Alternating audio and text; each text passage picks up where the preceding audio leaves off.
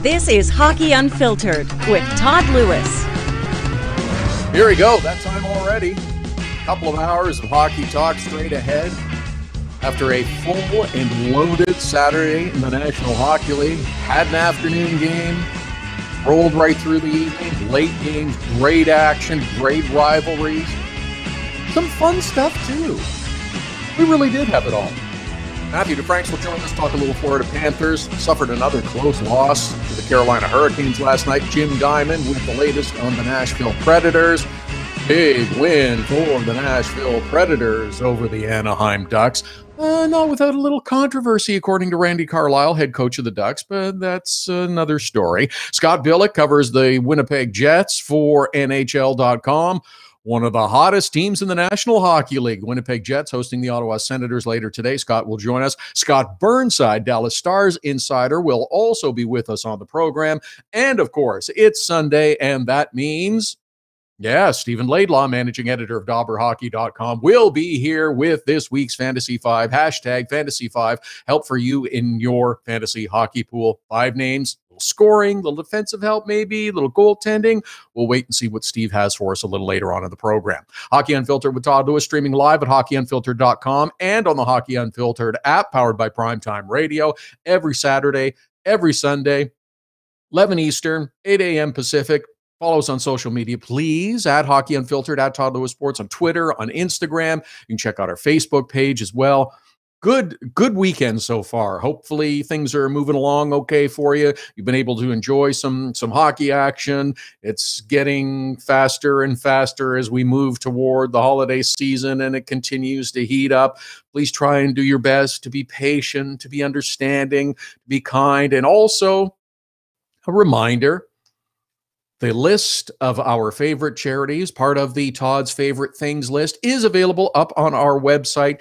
Just a few suggestions and reminders to think of at this holiday season.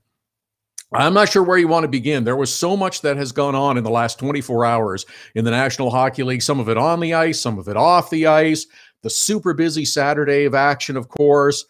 Bunch of teams that have been surging forward over the last few days. There's some other teams that continue to slip and slide out of the way. The positive, the Montreal Canadiens, all is right in the world of Montreal again. Another victory. First, it was the Detroit Red Wings who were victim. A couple of days ago, they got thumped at home by Montreal. 6-3 was the final. Well, they kind of upped the ante on Saturday. 10-1. Oh, boy. Oh, boy. Everything's great. Everything's fantastic in Montreal. It's the exact opposite in Detroit right now. On, coincidentally, the anniversary weekend of the whole Patrick Waugh drama, when Detroit peppered him and he stepped off the ice and said, "I'm done playing for the Montreal Canadiens." And a few days later, he was a member of the Colorado Avalanche. Oh, yes, the dark days. Oh, yeah. Well, the Canadiens have the longest winning streak in the NHL right now at 5 games. Philadelphia's got the longest losing skid at 10. Oh, my gosh. Bruins with Tuukka Rask in goal, shut him out, 3-0. Flyers were full of profanity after the game, and some of it made it onto live TV, which was perhaps a little embarrassing, unfortunate, whatever word you want to use, but I guess they weren't aware that they were carrying some of the post-game sound live, and there were some bad words that made it out onto the TV. That's not, you know what, I kind of giggle at it sometimes because it's really just words, and it's not that big a deal, but it is a big deal for some. Now, there were a couple of plays in that game with the Philadelphia Flyers and Boston Bruins that sort of got a lot of people's attention. The 2 plays that are the topic of discussion, 2 of the most contentious rules and circumstances in the game, the head check, the goaltender interference. I watched both plays several times and came to the same conclusion, and that both calls by referees Dave Jackson and Tim I knew I was going to blew this name, Schlemuski, in order of their occurrence. The head check, first of all, Brad Marchand heading towards the Philly end of the neutral zone. Flyer defenseman Ivan Provorov is closing fast. The 2 going in opposite directions. A collision is unavoidable. One occurs.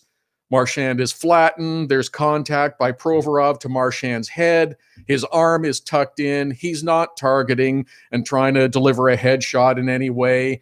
He's taller and bigger than Marchand, who is leaning forward. Provorov gets a 2-minute penalty, and that's the right call.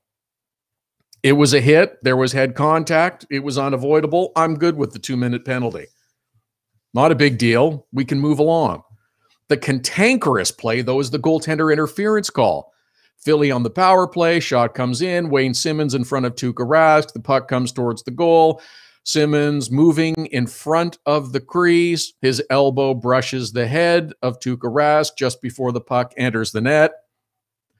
Tuukka Rask doesn't freak out, doesn't scream and yell at the referee. He's very calm, but he says there was goaltender interference. The Bruins challenge after review. The refs agree. Goalie interference. Goal disallowed. Flyers in disbelief. What a surprise. They didn't like the call, but it's the right call. As long as you've got two refs on the ice making the call, there is going to be differences of opinion about what is and what isn't goaltender interference. But that's what happens. Refs make the call. Some people like it. Some people don't. Here's the real problem, though, with goaltender interference. It's not always with the call. In fact, most of the times I will say it's not with the call. You would expect the teams to disagree with the call. But this is the real problem that the league should look at and deal with. It's the constant whining and bitching by the home announcers. I get it. You work for the team. That makes sense. You're playing to the fan base, and that's your audience. I get that, and I can appreciate it. It's fine. It makes sense. But what doesn't make sense is the outrageous ripping of officials by team broadcasters as if a call has never gone their way. It is way over the top by too many. You can voice your disagreement, but some of the actual statements that you hear, I don't know anything anymore. No one knows what goaltender interference is. That's so minor. You have to let guys play. It's ridiculous. It reflects badly on your product. Both teams in the league should try to stop and curtail this. It's nonsense. If your game presenters are too over the top and disparaging, how are fans supposed to understand if no one else understands? This is the game. You're presenting the fact that no one understands it. We just have to live with it. That's not right. Players have no idea. Coaches have no idea. Broadcasters have no idea. Well, how do you expect your fans to understand what the rules are? You can't just keep griping this way. This is why we need more information, better explanation. Referees, deliver an explanation of what's going on. The rule that is being challenged. If it's goaltender interference, what's the call on the ice? What are you looking for? And then once the decision is made, present that as well. Go ahead. If you disagree with the call, I have no problem disagreeing with the call. But saying that it's complete anarchy and ridiculous and no one understands what the rules are is just foolish. And you're hurting yourself and you're hurting your product and you're hurting your team. It doesn't make any sense. And the league, when you put out on social media or where you put out on your website, there was a situation at 8:25 of the first period in such and such a game, challenge initiated, this was the ruling. That doesn't explain the circumstances. You do these great videos when there's a suspension and discipline, do some of the great videos to help explain the rules. It's not that there's a rule problem, it's a message problem. You have to explain what's going on, and you can't have your teams whining about it. That's what's the real issue. But there's a lot of good stuff. I don't want to get on too far a negative tangent because there was a lot of good stuff that we've witnessed over the last 24 hours or so. Great battle in the East. Columbus Blue Jackets, Washington Capitals. First meeting this season. Didn't really disappoint. I thought it was going to be a high-scoring game at first. Couple of quick goals by the Washington Capitals on Sergei Bobrovsky. Bang, bang. 2 minutes in, they're up 2-0. I'm thinking to myself, this is going to be good. We're going to see a little back and forth and maybe a 7-5 game. Didn't quite work out that way. Good for Columbus for coming back, having a good, strong game, tying the game. And then, well, look at that. Alex Ovechkin gets into it again. Boy, oh boy. That was good. 19 on the season now, leading the league. We had a couple of other good matchups as well, some good rivalry games. Two very talented U.S.-born players going up against each other. Saturday night, They both play for Canadian teams, which I guess is a bit of a thing, and why it didn't get as much attention in the U.S. as it should have, because these are two stars that are going to get a lot of attention in the future. Austin Matthews of the Toronto Maple Leafs, already one of the best players in the league, and Brock Besser, a rookie who is trying to make a case that he is also going to be one of the best players in the league. Toronto in Vancouver. Vancouver people not liking that it's a 4 o'clock in the afternoon start, but hey, TV audience rules, and that's the big game on Saturday night. Feature game, Hockey Night in Canada. The early game from coast to coast starts at 4. By the way, if you missed it, we'll tweet out the link to it so you can watch it. The tremendous opening to Hockey Night in Canada last night. If you're old enough to remember, Howie Meeker, he used to be a staple as part of the Hockey Night in Canada broadcast. If you remember, he's a diminutive little man, but he has an enormous personality. Smart as a whip, too, even now in his mid-90s. Sharp, really smart. Had a vocabulary that was all his own. Jiminy crickets, gosh darn, look at him. He was the original with the telestrator. He would teach you things, illustrate the finer points of the games, and you learned something when you were watching. He was the best. He was the original. Going back all those years, watching him demonstrating the play, seeing how the play comes together, things haven't changed all that much. Players are bigger, faster, stronger. Technology is greater. But a lot of things are really, really very much the same. It was great to see him open that show last night. I remember it was got to be more than 10 years ago now. I was doing another radio show, and I had the chance to interview Howie Meeker. So that would have been in his early 80s. It was fantastic. He was vibrant, telling stories of players that he played with during his days. He was wonderful. Watch the clip in the opening. We'll tweet out the link to it. Oh, it was fantastic. At Hockey Unfiltered to follow us. Leafs and Canucks was a good game, too. Low-scoring game. Vancouver got out to a 2-0 lead. Toronto battled back. Good action. Like I said, it's a shame that this game was kind of ignored by U.S. TV because there's a couple of big U.S. stars in there. That was sensational. Edmonton and Calgary, too, another rivalry game. I mean, this is big, heavy-duty rivalry stuff. L.A., Anaheim, Montreal, Boston, Rangers. This is a big rivalry. It's pretty terrific. But I don't know, didn't get an awful lot of attention. It's a great rivalry game. Again, one of the best players in the league, Connor McDavid playing. Dramatic game. Fantastic. Wonderful. Edmonton goes up. They have a big lead. Calgary mounts the comeback. And it looks like they're maybe going to make a play of it in the late stages. They're within a goal. And then TJ Brody pulls a Chris Russell. Yeah, knocks the puck into his own net. It's a shame. Edmonton wins. They had to win. Does anything change for Edmonton? I don't know. But they beat the Calgary Flames, and that's what's important. That's 2 wins against Calgary now. Maybe this launches them in the right direction. Maybe it helps them. We'll see. But boy, oh boy. A lot of action in that game, especially in the third period when Calgary decided, okay, let's kick it in. Let's go. Let's see if we can do something. Yeah, they kind of did. Bunch of feisty games. There were a bunch of feisty games between teams. A lot of action. Refs were letting some stuff go. There was a lot of pent-up frustration in a few different games on Saturday night. It was kind of fun to watch. Got a little silly at times, but it was made for a pretty interesting day. A lot of things to get to with 12 on the Saturday schedule. 4 more games today. Some good matchups today and good games this week on the schedule. We'll look ahead a little bit later on. LA's at Chicago, Ottawa's at Winnipeg, Dallas at Colorado, Arizona, Vegas. That's your Sunday lineup. Coming up later on in the program, Stephen Laidlaw with the Fantasy 5, #Fantasy 5.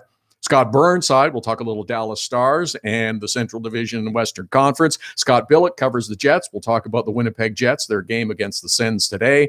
Jim Diamond with the Nashville Predators, and a real nice feel-good story that involves the Preds as well that we'll get to.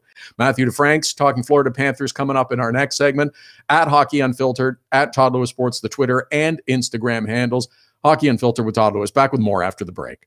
There's special savings for Hockey Unfiltered listeners with our new ticket partner, Seat Giant. And Canadian fans can also purchase in Canadian dollars. Go to SeatGiant.ca, find the tickets you're looking for. Doesn't matter if it's NHL games, concerts, or any other event. You get a special discount with the promo code TODD. That's Todd with 2 Ds. Just enter the code, get the discount, you save. That's simple. Save on your next ticket purchase with Hockey Unfiltered and Seat Giant.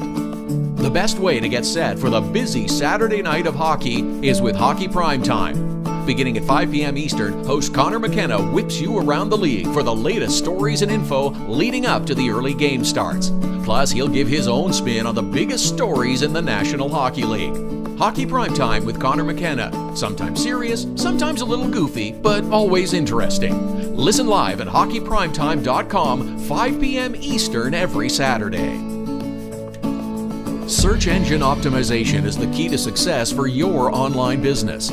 It can be the key to success for any business. 1-844-SEO-LEAD is the number to call to get your business at the top of all searches.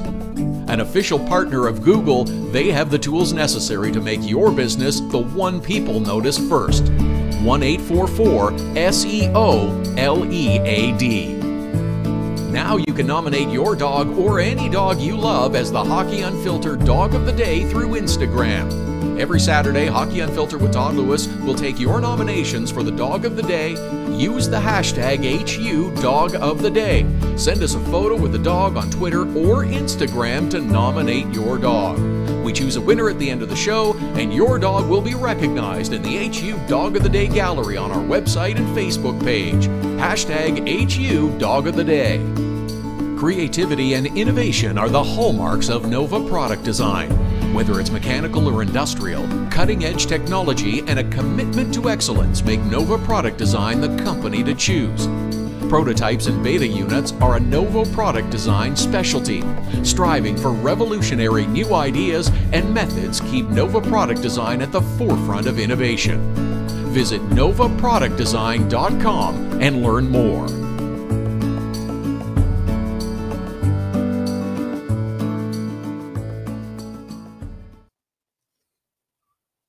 Welcome back. This is Hockey Unfiltered with Todd Lewis. It's the Sunday edition. We're here Saturdays and Sundays, streaming live at hockeyunfiltered.com and on the Hockey Unfiltered app, live on Facebook, on Periscope, YouTube Live, at Hockey Unfiltered, at Todd Lewis Sports, the Twitter and Instagram handles to follow us. A busy program today.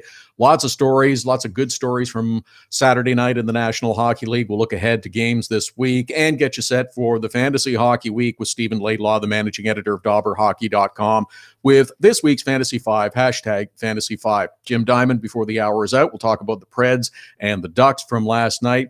Florida Panthers and Carolina Hurricanes tangled in Carolina. Close game, tight game. Hurricanes pull it out late in overtime. That's back-to-back losses on the weekend for the Florida Panthers. Matthew DeFranks covers the Panthers for the Miami Herald. You can follow him on Twitter at @MDeFranks, and he joins us now. This is a tough weekend for Florida, isn't it, Matthew, with these two games that were close games, tight, hard-fought, and after back-to-back wins, now it's back-to-back losses for Florida. Yeah, I think they can be pretty frustrating given the goaltending that they've received, and I think all year you kind of looked at their offense and it's just not deep enough. Behind Alexander Barkov and Vincent Trocheck, there's not much there, and with the loss of Evgeny Dadonov for 46 weeks, that's gonna hurt a little bit more. And so early on in the year, they weren't getting the type of defensive effort that they wanted, and they were scoring, and now it seems like the defense is kind of shored up, but the offense has gone dry. So, they look good in their road trip up through New Jersey and New York. But, I think San Jose, they could probably live with that game. And I think they would have liked to get a point out of it, given how they played. A couple fluky-ish goals by San Jose. And, last night, Florida... They got a point, but I think they really wanted to go to a shootout because they do have one of the best shootout guys in the league with Alexander Barkov and try to get that second point. Yeah, understandable. They were so close to getting to the shootout. Carolina's Noah Hannafin scores with, I think it was 2 seconds remaining in the overtime period. It seems as though you mentioned with the defense being shored up a bit with the Florida Panthers, it seems as though they're starting to understand, and with a new coaching staff and some new players, it takes time, that they're starting to understand how Bob Boughner wants them to play a little bit. They want to play solid defensively and give themselves a chance. If they can keep the games a little bit more low scoring than we have seen at times this year, I think that'll benefit the Florida Panthers moving forward. Yeah, and I think that ties back into their offensive depth that's just not there. I mean, they're not going to outscore teams, 5-4 every game. I know that they've had a few of those days, but it's not something that I think they can count on consistently. So you look at the defense, and they have been better, but they're still giving up a lot of shots. I mean, I think they're probably second in the league in shots allowed at like 36 or something. They have 47 last night. And I know Carolina is a high shot volume team, but anytime you give 47, 48 shots, it's not really great on the defensive side. And, they have had some good games defensively, allowing, in the 20s and kind of controlling play. And I think there is some sort of adjustment that has been made systems-wise with Bob Boughner's system. You don't see as many breakdowns. You're still going to see goals just because it's hockey and a bounce here or there, a pass here or there, a soft goal, or even just a tic-tac-toe play that the goalie has no chance on. So there haven't been too many breakdowns, I think, defensively of late. I think that's encouraging, but I think the shot volume is still worrying. Matthew DeFranks covers the Panthers for the Miami Herald. At @DeFranks is how you follow him on Twitter. Panthers have lost a couple of close ones this weekend. With the changes that we've seen to the Panthers, how they're playing, they seem to be playing a more structured game, as you mentioned, still a lot of shots. What's a realistic expectation for this team moving forward through the balance of this season? Yeah, I mean, before the season, I thought they were kind of a fringy playoff team, kind of in that 90-point range. I didn't think they would be as bad as they were last year when they finished with 81. And I didn't think they were as good as 2 years ago when they won the division. So kind of pegged them as a fringy playoff team. And so far, they haven't really even lived up to that expectation. They haven't won 3 games in a row yet. We're 2 months into the season, and they haven't had a 3-game win streak. They've only won back-to-back games, I think, 3 times it is now. So, when a team struggles to string together wins, it doesn't really bode well for their playoff chances, and that's what they kind of saw themselves as. They saw themselves as a playoff team entering this season, and I think, given how this season started, and I think we all know about how the standings look at Thanksgiving and how they're going to look at the end of the regular season, I think they have an uphill climb to get to the postseason, and they're going to have to start stringing together some wins, which is something they just haven't done. They haven't been consistent enough to do so far this year. Is there, you mentioned that it's the lack of offensive depth. There seems to be a pretty good pipeline of young offensive prospects coming through the Florida Panthers system, though. We've seen the work that Dale Talon did before that, the year that nobody wants to talk about, but it's just going to take time, I think, to refocus the compass in the right direction for this team. Yeah, last year was a big step back, and you mentioned those prospects that are in the pipeline. You look at Owen Tippett in Mississauga in the OHL, and you have Alexi Heponiemi in WHL, kind of killing it out there. And then even in college hockey, you have Henrik Borgstrom in Denver. So you have guys that can put the puck in the net, at a lower level. But these guys are still teenagers. They're at least a year away, if not more, from A, even being in the NHL, or B, being a big contributor. So there is time on the forward side to kind of think about things. And I think that's something that is frustrating to fans because this is a franchise that has made the playoffs, I think, twice in the past 10 years. And it's kind of been constant wait till next year, and they finally hit a playoff team and kind of change things around. So I think it's frustrating for the fans down here to kind of hear that over again, kind of the wait till next year. But there is some bright futures in that pipeline. Here's the area that I'm a little concerned about with Florida, in that Roberto Luongo has had some good games this year. He's played pretty well. James Reimer had a good game last night. He's been a little bit more up and down, and the injury situation with both. I'm just not sure about Florida's long-term future at the goaltending position. I'm not sure where they go after the next year or two, depending on how long one or both of them are still with the team. Yeah, it's definitely a concern. I mean, you look at Reimer, he's been a career backup. He got shot last year at the end of the year when Luongo was hurt for the last 5 weeks, and he performed actually pretty good at the end of last year, but he got a similar shot early this year and was not great at all. When Luongo had his right hand injury and missed 2 weeks, Reimer, I think, had 5 starts, and 2 of them he ended up being pulled early, pulled halfway through the game for Anthony Niemi, and I think that kind of shows you how bad Reimer was playing if Anthony Niemi's coming in back-to-back games. So Reimer had his shot this year. I mean, he's been a career backup. It's going to be interesting to see how he performs. I mean, he's had 2 good games in the Garden on Tuesday against the Rangers. I think the stats don't show how good of a game he had. He really kept them in it, or kept the game steady in the first period as the Panthers gave up a lot of chances to the Rangers. And then last night, obviously 44 saves. So he's had good games. But I think it is a concern when you have a career backup that has shown early this year that he hasn't really grabbed onto that position when he had the chance to. And with Luongo, I think 38 years old is always going to be a concern. They're trying to manage his usage as best as possible, but he has been kind of remarkable since he's been back from his hand injury. I think at one point across 7 games, he had a 944 save percentage, which is absolutely crazy for any goaltender, and B, for a 38-year-old with a history of injury. So I think they're going to have to try to manage him and his usage and not to push him too much. And he said it's all about recovery for him on days after game. He has a new routine on game days to kind of help out his hip alignment, and he's still not even 100% after dealing with that hand injury. And it's been kind of interesting to see what he's done and what they will continue to do handling his usage and his time in the net, especially if he's playing so well. And it doesn't get any easier for them because next up is Winnipeg at home in a few days. But boy, oh boy, that's a tough contest for the Florida Panthers to go up against the Winnipeg Jets, a team that does have a lot of offense, and they're trying to sort themselves out in terms of stronger defensive play. Yeah, I mean they come home and they got the Islanders and they got the Jets, and I mean they need to start getting wins at home.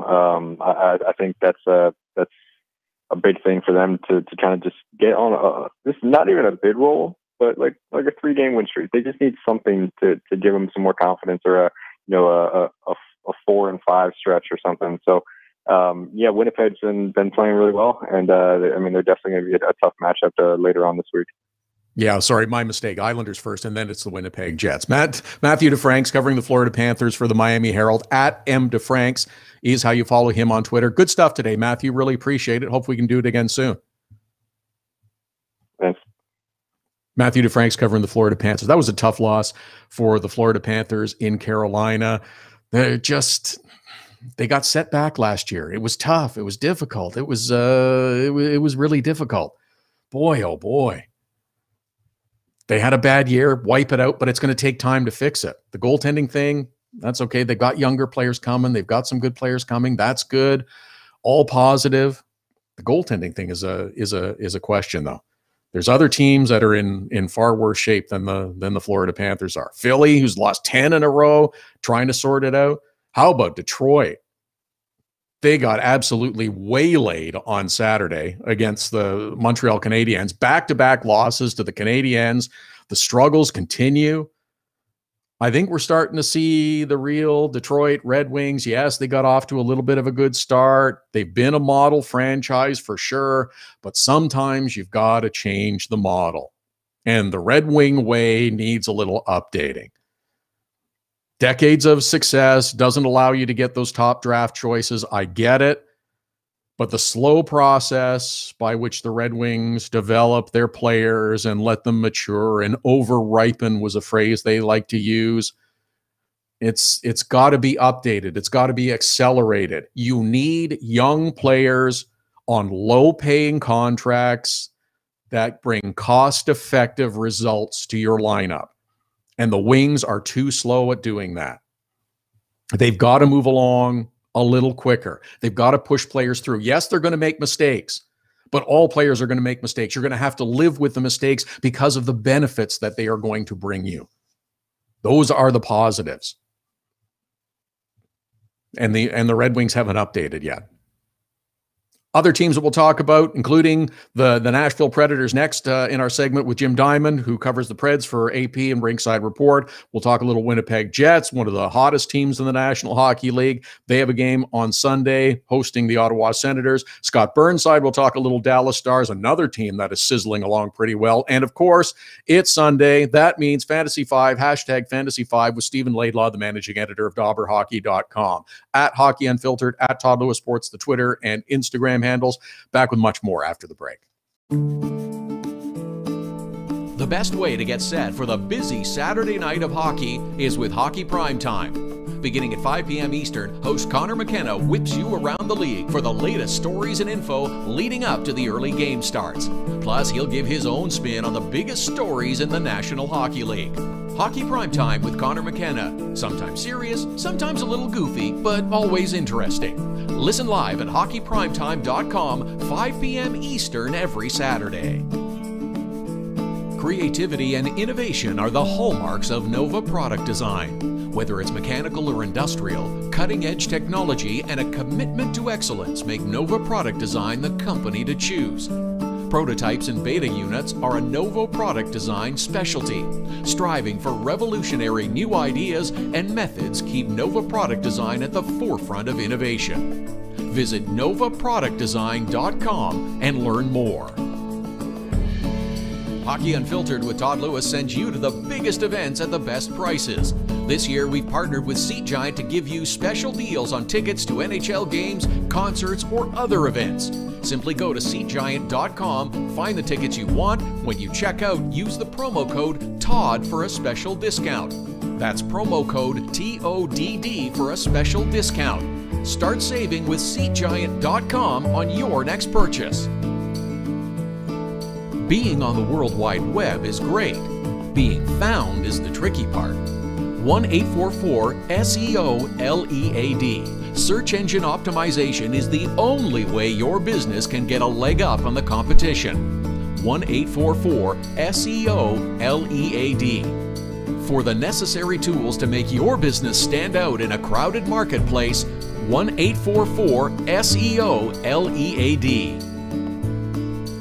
Now it's even easier to nominate your dog as the Hockey Unfiltered Dog of the Day. We do it every Saturday. Send us a photo on Twitter or now on Instagram with the hashtag HU Dog of the Day. We choose a winner every Saturday. That's simple. Now on Instagram or Twitter, send us the photo using the hashtag HU Dog of the Day, and your dog could be the one added to our gallery on the website and Facebook page. It's the Hockey Unfiltered Dog of the Day every Saturday.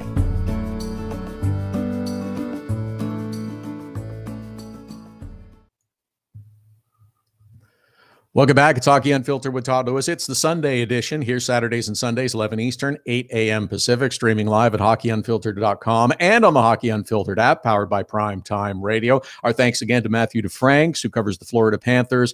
My bad intel for the Sun Sentinel. Thank you, Matthew. We appreciate the time. Lots to get to on today's program with a busy Saturday and a 4-game Sunday schedule. Scott Billeck will join us. We'll talk a little Winnipeg Jets later on, Jets and Sens this evening. Scott Burnside talking Dallas Stars, and of course, Fantasy 5 with Stephen Laidlaw, the managing editor of DobberHockey.com. In a renewal of the playoff matchup from the spring, Nashville Predators, Anaheim Ducks. Last night at Nationwide, Jim Diamond covers the Nashville Predators for AP and Rinkside Report. You can follow him on Twitter at Diamond Hockey. Jim, I wasn't aware of this before, but you write haikus as well. Yeah, no, that's something that started a few years ago and just kind of spiraled into stupidity that people began looking for. So, yeah, try to knock one out per game. It's awesome. It's awesome. I really enjoyed it. I hadn't noticed it before on your Twitter feed, but I'm glad that I did.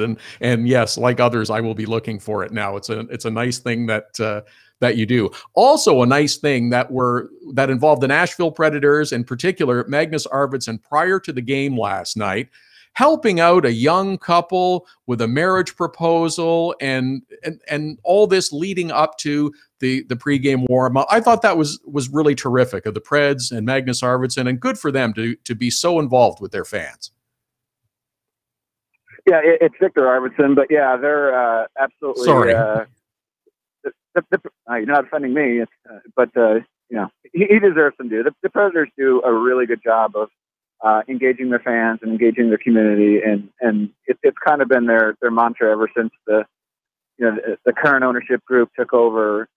Gosh, we're looking at like 10 years now, just to really try and drive customer service to bring people into the building, because it wasn't always like this in Nashville with the level of just selling out every game and so much success that the team's had. But they still haven't forgotten where they've come from and who their customers are. So if they can do little things like that, it really kind of endears themselves to their fans even more often than they have been before. Yeah, I thought it was terrific. If you missed the story, Victor Arvidsson was helping as he was walking out for the warm up. He took off his glove and gave an engagement ring to Morgan Landsberg. She was dumbstruck. That's her favorite player. She turns around to see her boyfriend Connor Payne on one knee, asking her to marry him. It was pretty overwhelming. PK Subban with one of the biggest cheers. It was really a terrific scene for Victor Arvidsson and the Nashville Predators. Okay, let's shift over to the game now.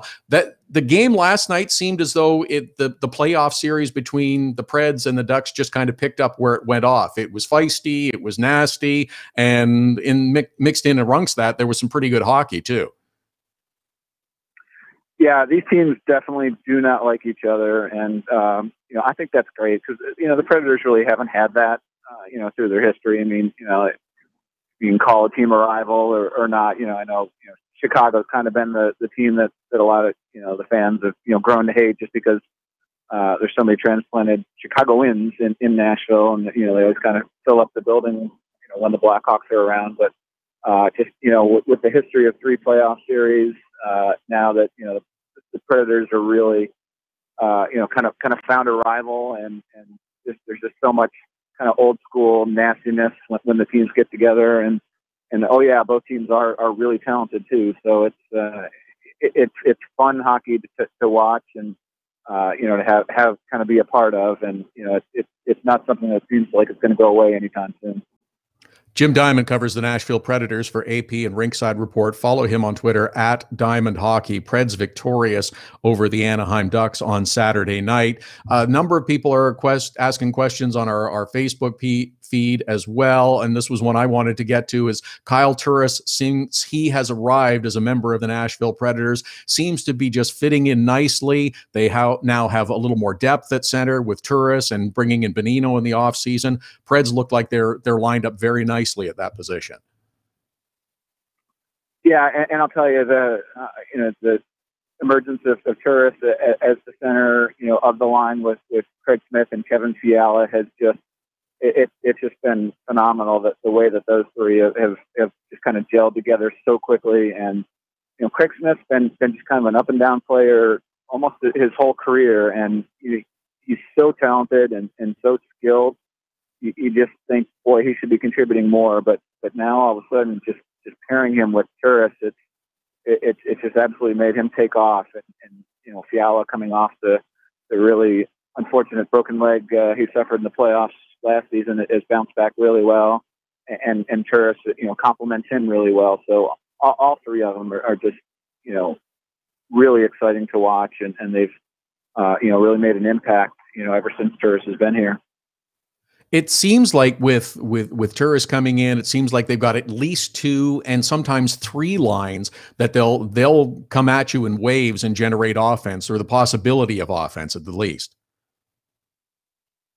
Yeah, and I think that's been Peter Laviolette's philosophy ever since he's been in Nashville, and it kind of starts on the back end.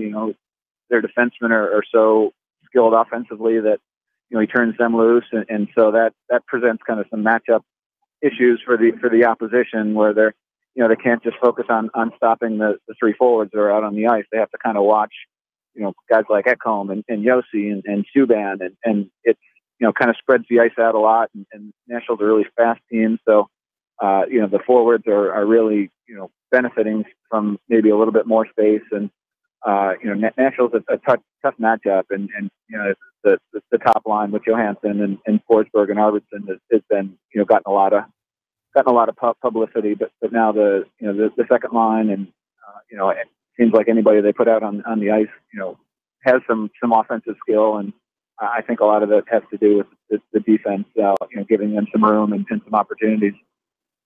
And the defense is going to get better, too, when Ryan Ellis returns. Is there any sort of indication or update on his condition and how he's progressing in his recovery?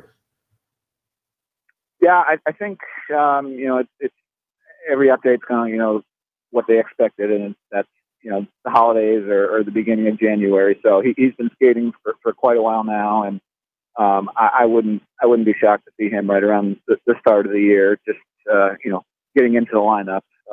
There's been no setbacks or anything. Everything's kind of gone as expected. It's just, it was a surgery that just takes a long time to heal. And so he's tracking well and on schedule. And you're right. The D is good now, but, Ryan Ellis, I think the playoffs last year were really, I don't want to say a coming out party for him because he's been that good for a while, but I just think the rest of the hockey world finally saw that, Nashville is more than, just, what used to be Shea Weber, PK Subban and Roman Josi, a guy like Ekholm and a guy like Ellis, really started to kind of get some recognition for all that they do and contribute.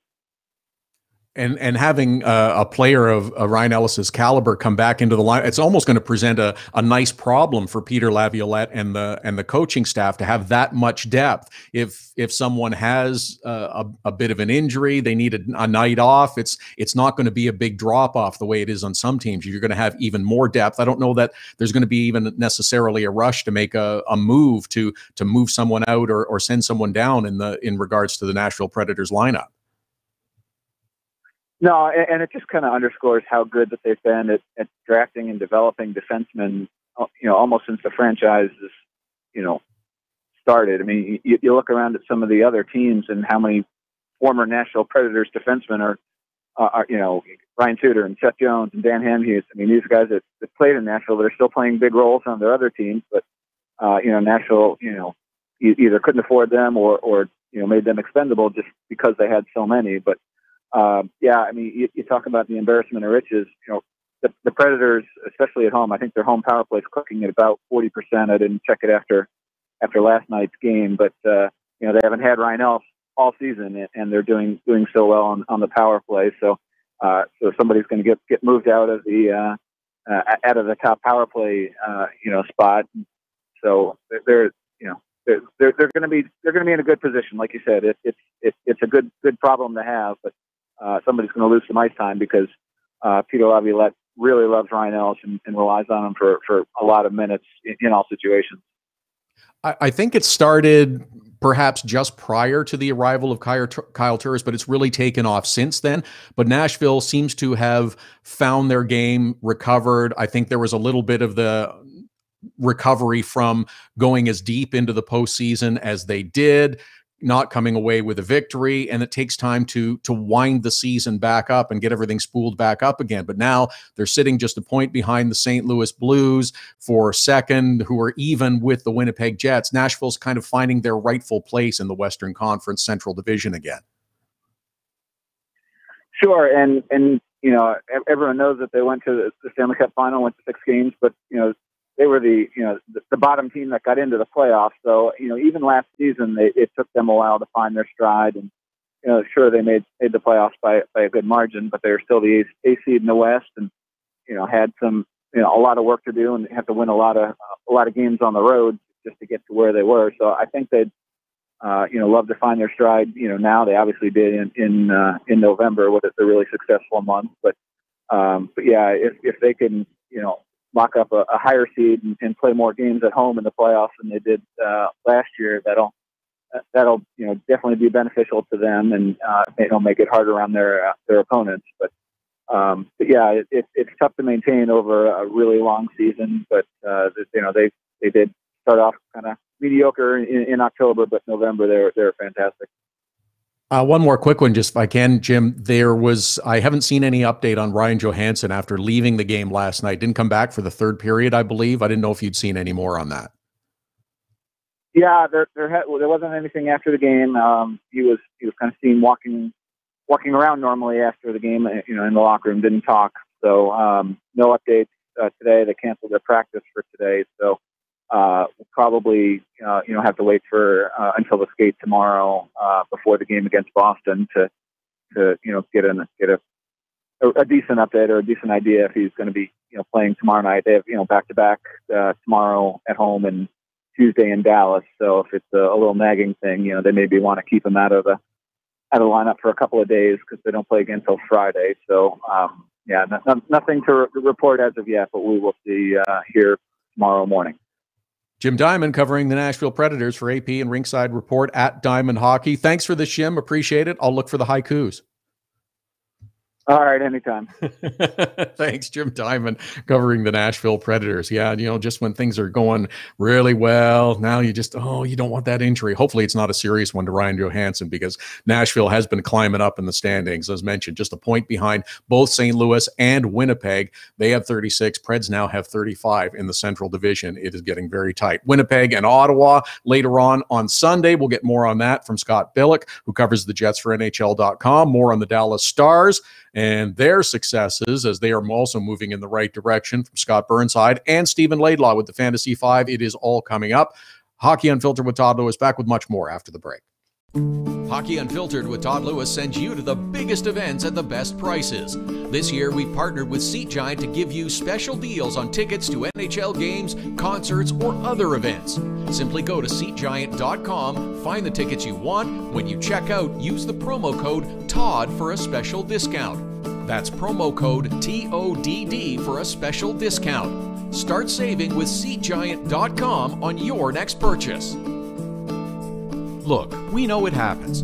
Life gets in the way and sometimes you can't catch the live edition of Hockey Unfiltered with Todd Lewis. But we've made it easy for you to catch up on the show you might have missed. Hockey Unfiltered with Todd Lewis is available as a podcast on iTunes, iHeartRadio, and Blog Talk Radio. You don't want to miss an episode. If you missed the live show, check out the podcast. Don't miss any shows. There's a test coming up later. Subscribe now. Get your business started getting more leads. 1-844-SEO-LEAD. The number to call if you want more online leads for your business is 1-844-SEO-LEAD. Search engine optimization can be the difference between success and failure. It's no coincidence which businesses are listed first in Google searches. Call 1-844-SEO-LEAD. Use the code Get the Savings. Hockey Unfiltered with Todd Lewis listeners save with Seat Giant and the promo code TODD. That's TODD at SeatGiant.com. Just log on to SeatGiant.com to find the best tickets to NHL games, concerts, or whatever you want and save. Use the promo code TODD. That's TODD when you check out and you save. Canadian listeners can save at SeatGiant.ca. That's SeatGiant.com and .ca. Cutting-edge design for manufacturing, Nova Product Design. Industrial design, mechanical engineering and design. Nova Product Design provides experienced design for parts and assemblies, manufacturing, assembly, and serviceability. From plastic parts to sheet metal forming, mold and tool design, injection molding, and more. Nova Product Design. Visit novaproductdesign.com to learn more.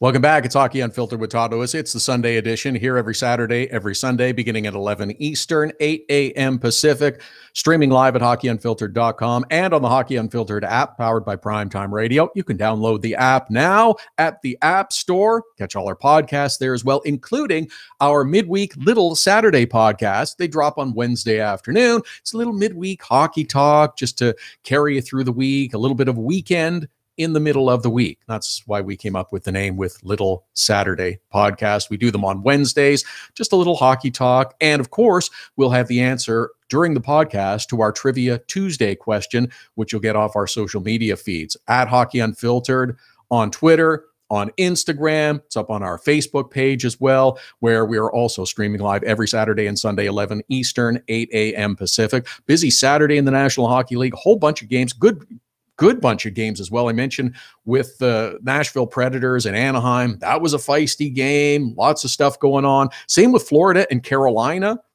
That was a bit of a feisty game. Carolina had not had a fighting major called against them until the game on Saturday night against the Florida Panthers. First fighting major, and they've made up for it because they added some more later on, but there were a few physical, tough games. It's been a pretty good Saturday. And the Sunday schedule, also pretty good. There's a nice lineup of games with LA in Chicago. How about those Kings, winners of 4 straight? Chicago had a good game on Saturday night against the Dallas Stars. Dallas comes up with a victory. Ottawa's at Winnipeg on Sunday. Winnipeg Jets, one of the best in the West. Dallas and Colorado and Arizona at Vegas. The 8 p.m. Eastern time start for that game. That's the 4 games on the Sunday schedule. And as mentioned, coming up in our next hour as well, help for you in your fantasy hockey league with Stephen Laidlaw, the managing editor of DauberHockey.com. Hashtag Fantasy5. 5 names for you to keep in mind. A lot of good games. Bruins-Flyers game in the afternoon. The Flyers continue to skid. 10 straight losses. Lots of talk surrounding the goaltender interference. Our friend Josh Smith was back and forth with our Hockey Unfiltered account on Twitter and some others about goaltender interference in a few different games yesterday. It's difficult. It's an interpretation. The refs on the ice make the call, and every ref has a slightly different interpretation. I thought they got the call right in the game between Philly and Boston. Wayne Simmons, little elbow to the noggin of Tuukka Rask. Yeah, that's goaltender interference. But I don't think as much as the penalty is the problem or the challenge is the problem, it's getting the message out. You've got to get the message out in terms of the officials making the announcement. I think that would help anyone. More information, more clarity.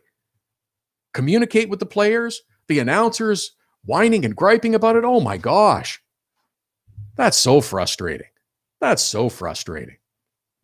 I know if the call goes against you, you're going to say that you disagree with it because you're playing to the home team. I get that. That makes sense.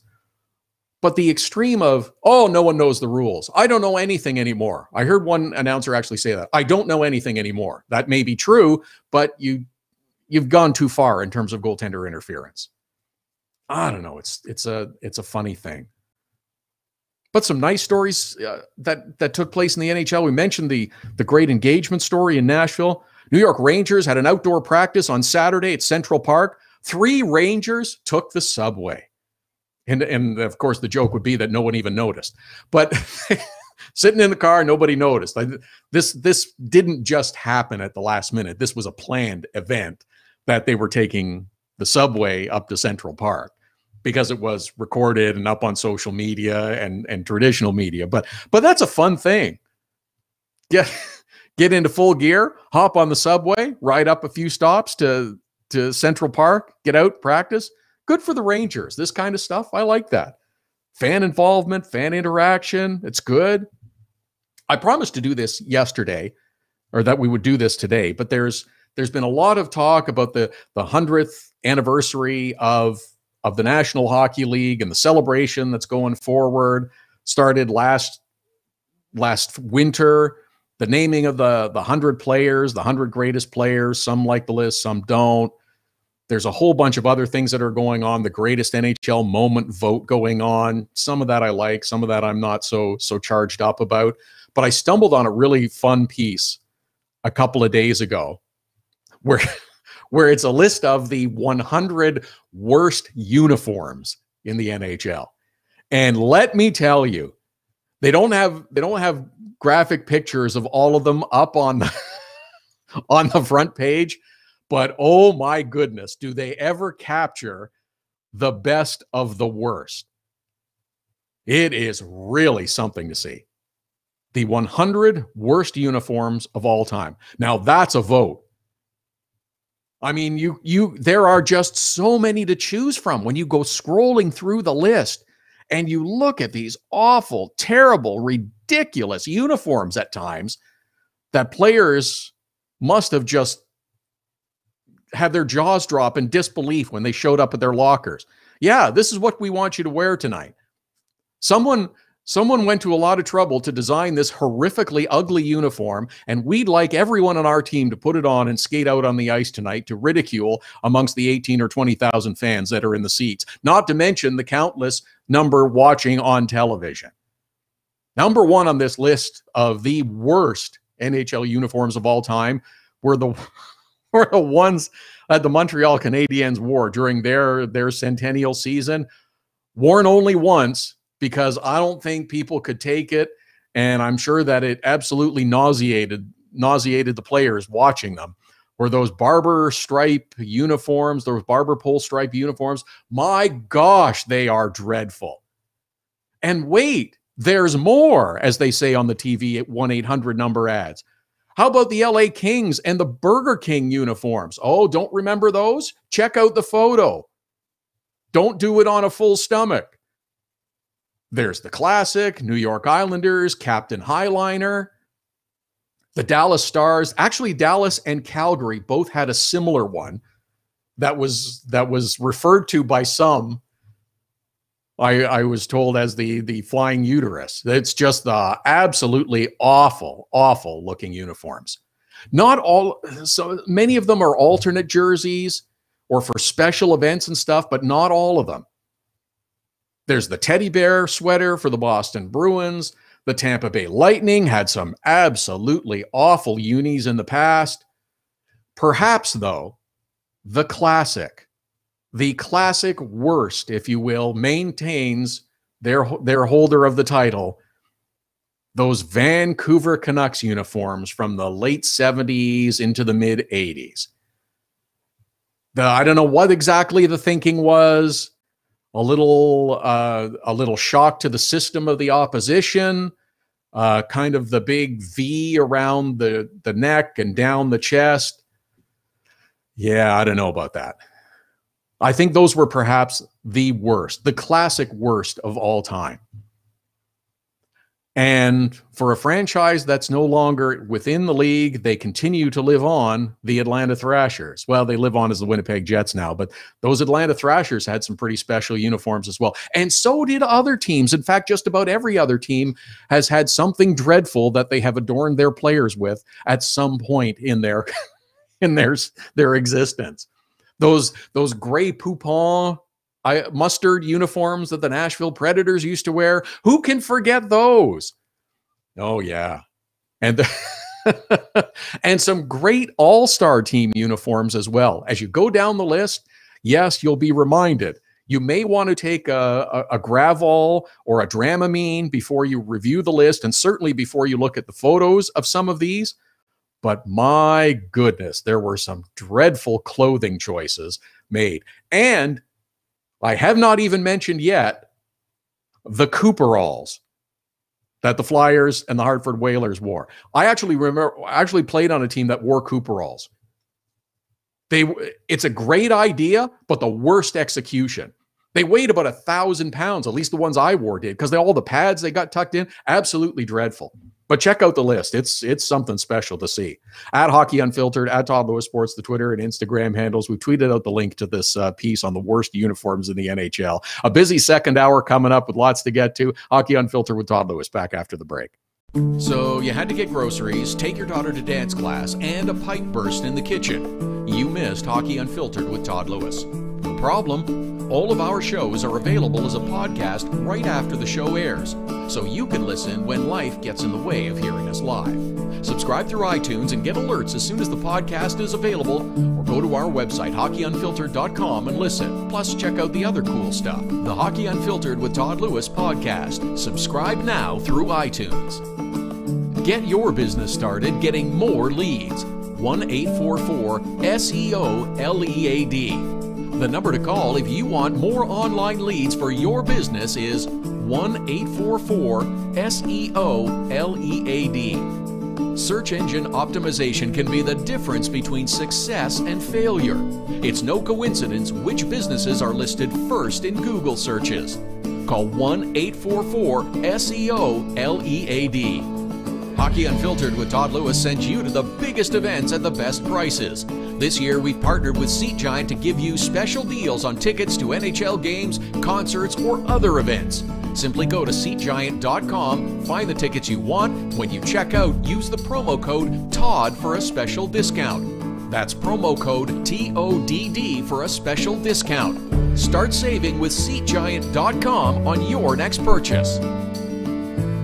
Nova Product Design is designed for manufacturing. Nova Product Design can get the job done with mechanical and industrial design. Nova Product Design is also fully functional for laser cutting, water jet cutting, plating, coatings, and more. Nova Product Design, innovative design and the latest technologies. Nova Product Design can design, build, and test any required types of prototypes and beta units. Visit novaproductdesign.com. We're looking for your Hockey Unfiltered Dog of the Day nominations every Saturday. Now you can send them through Instagram. Use the hashtag HU Dog of the Day, send us a photo of your dog on Twitter or Instagram to nominate them as the HU Dog of the Day. Include your name, the dog's name, and any other cool details you want. We choose a winner and add them to the Dog of the Day gallery on our website and Facebook page. It's the Hockey Unfiltered Dog of the Day every Saturday. Hashtag HU Dog of the Day.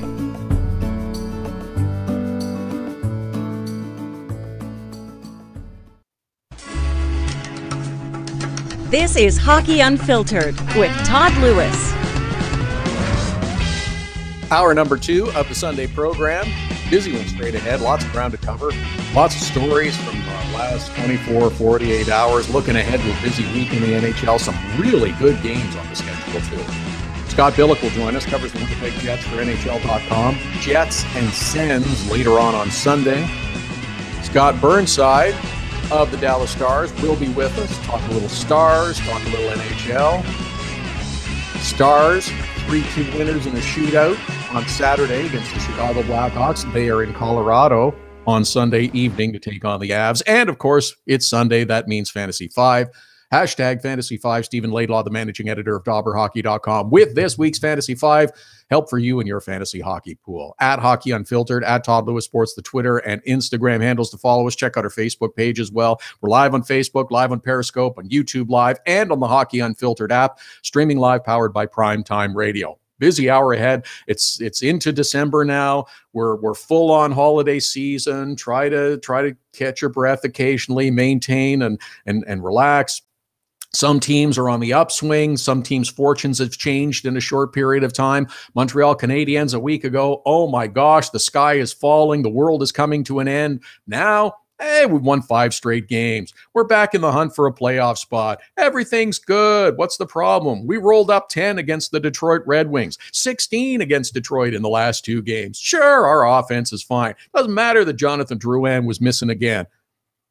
Maybe they've kind of swung both ends of the pendulum. Maybe they'll settle somewhere in between. Other teams as well. Some are on the rise. Dallas is winning. Nashville's good. Winnipeg's really hot. Others have kind of gone the other way. Philadelphia Flyers now down 10 in a row. Yeah, you can look at the standings as they are listed on some sites, and they'll say, "Oh, they've lost 3 in a row." No, the phrase "winless" aggravates me a little bit, because you know what? If you didn't win, you lost. So you've lost 10 in a row. Not always listed that way, though.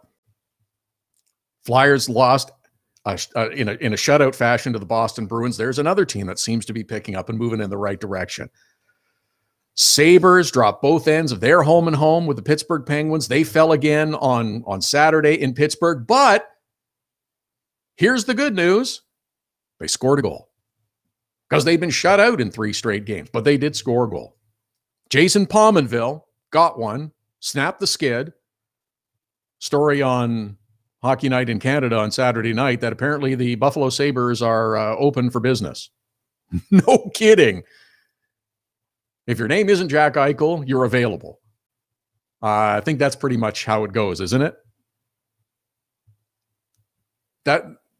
And for Buffalo fans that are frustrated, though, and I understand and I can appreciate it, you've been perpetually rebuilding. You've had changes in management. You've had changes in coaches. Remember, you reset, though, when you start over again. And that's what happened in the summer. The people that were brought in, Phil Housley, Jason Botterill, you have to give them time to fix the mess that they inherited. You can't be impatient. Edmonton's the best example. Actually, Toronto's another good one, too. I know you've lost 11 of your last 12 games, but you got to give them time. And maybe what Brendan Shanahan and Mike Babcock said, too, is also applicable in the case of the Buffalo Sabres, who are open for business. We want players that want to play here. If you don't want to play here, we'll get rid of you. That attitude has to permeate everywhere. It's like people are there because they want to be there. Jack Eichel signed on. He's committed. He's there for 8 more. Sure, he's getting a lot of money. He's going to get a lot of money wherever he goes. He signed on to stay in Buffalo. He didn't balk. He didn't resist. He didn't say, well, I want to wait and see how things go. He said, put the paper in front of me. I'll sign it. Yeah, it's for a lot of money, but he's going to get a lot of money anywhere. He wants to stay in Buffalo. He chose to be there. Lots of good games on Saturday. Battle in the East between the Columbus Blue Jackets and the Washington Capitals. Terrific game. Really terrific game. Back and forth. 4-3 the final. Ovi with another. 19 leads the league. Austin Matthews, Brock Besser, 2 good young players, U.S. born, playing in Canada. Didn't get a lot of attention in the U.S. Oh, Canadian teams. We don't want to talk about them. Oh, what do we want to talk about them for? Calgary and Edmonton. Tremendous game. 2 longtime rivals. The Battle of Alberta. Canadian teams. We don't want to talk about that. That's short-sighted. That's going to be a missed opportunity. Because where are the best players playing? See, you got Austin Matthews playing in Toronto. That's in Canada. You got Connor McDavid. Well, he's playing in Edmonton. That's really Canadian. Mark Scheifele, who's playing in Winnipeg, and he's a hell of a player that not enough people know about. But as Winnipeg gets better, they're going to find out about him. He's a terrific player. Leafs and Canucks, it was a good game, too. NHL Network kind of buried it in their lineup of highlights. Same with Edmonton. This is a big thing. Austin Matthews, Jack Eichel, 2 of the best players in the league. Connor McDavid. If Brock Besser keeps going the way he is for the Vancouver Canucks, U.S. born, great player playing on a Canadian team. Ugh. So that's 3 Canadian teams and a small market in the U.S. You've got to be pushing these players front and center. It's great to talk about teams and it's great to talk about rivalries, but it's the stars that sell too.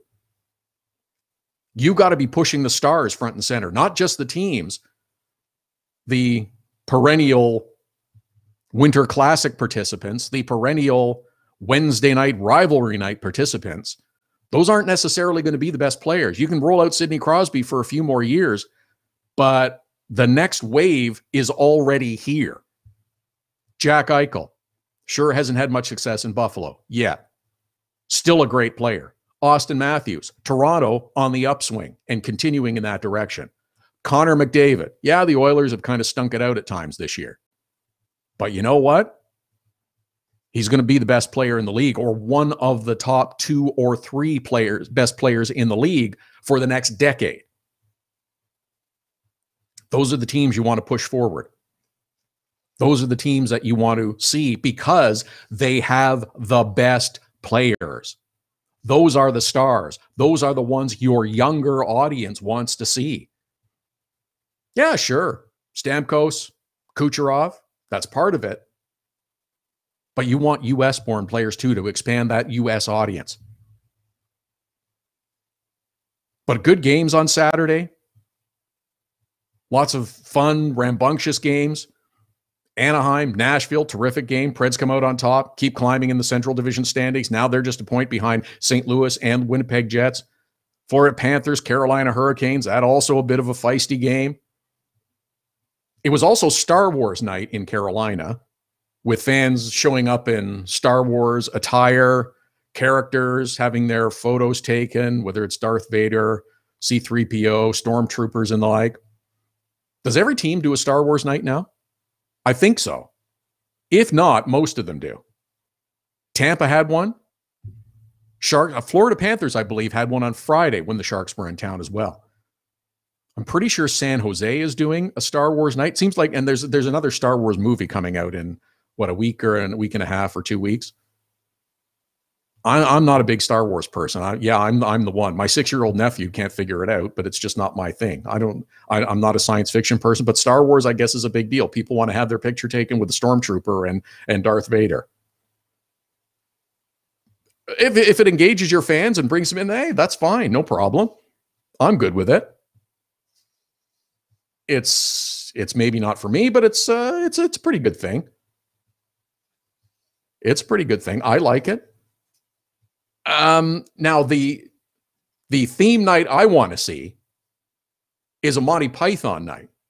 Now do it in an NHL building if you want, or whoever does it. I have yet to see one, and I have looked.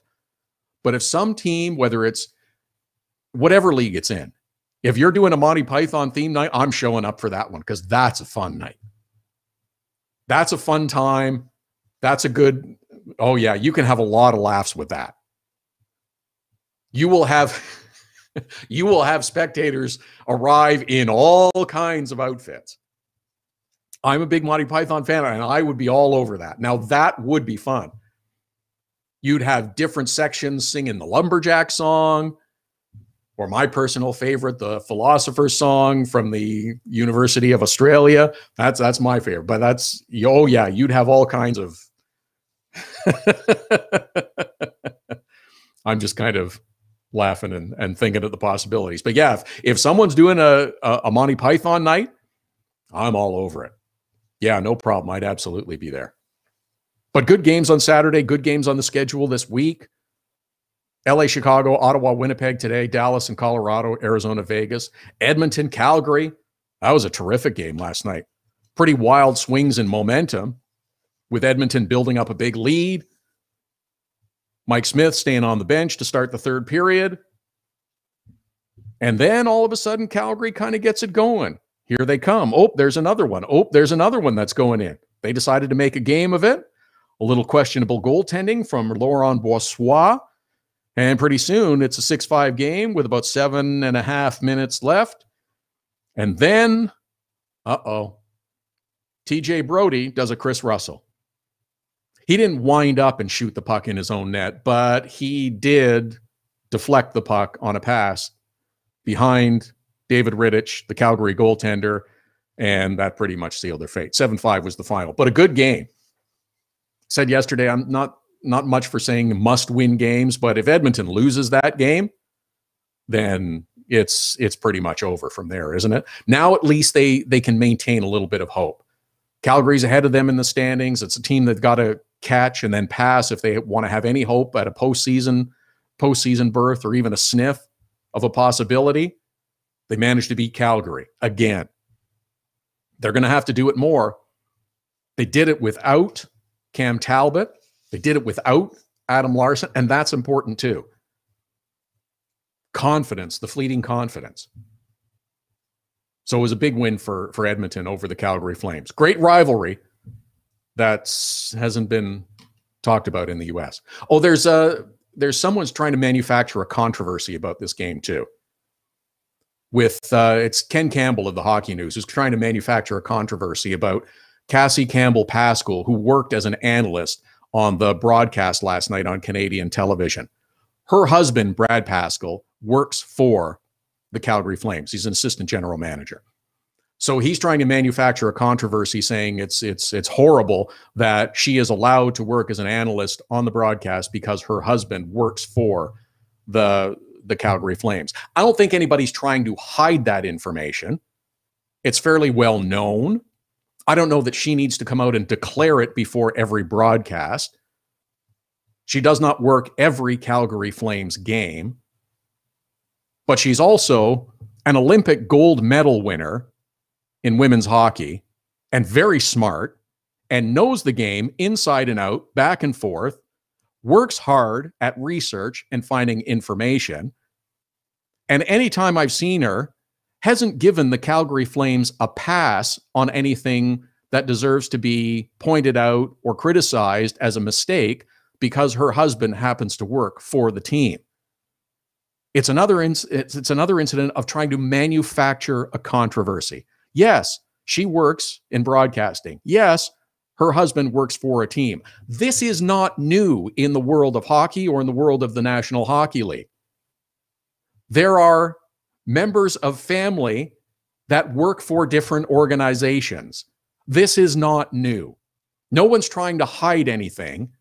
You're just being an ass for trying to manufacture a controversy about it. At Hockey Unfiltered, at Todd Lewis Sports, Twitter and Instagram handles. Check out our Facebook page as well. Lots to get into. Scott Burnside will join us. We'll talk Dallas Stars. Stephen Laidlaw with the Fantasy Five, and Scott Billeck talking Winnipeg Jets and their game against the Sens later on Sunday, right after the break. Hockey Unfiltered with Todd Lewis sends you to the biggest events at the best prices. This year, we've partnered with Seat Giant to give you special deals on tickets to NHL games, concerts, or other events. Simply go to SeatGiant.com, find the tickets you want. When you check out, use the promo code TODD for a special discount.